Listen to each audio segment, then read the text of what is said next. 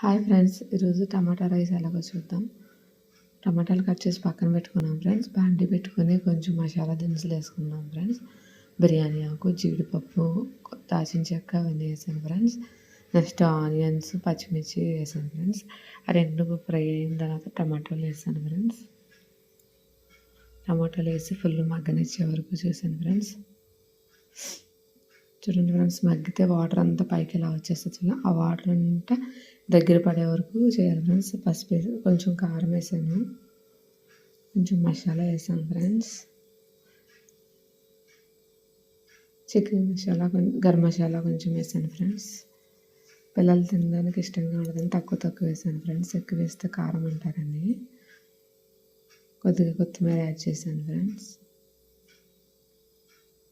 ఆ వాటర్ అంతా ఎరిగిపోయేలా దగ్గరికి అయ్యే వరకు అలాగ వచ్చే వరకు ఉంచాను ఫ్రెండ్స్. అలా వచ్చే వరకు చేసి రైస్ వేసి కలిపేసాను ఫ్రెండ్స్.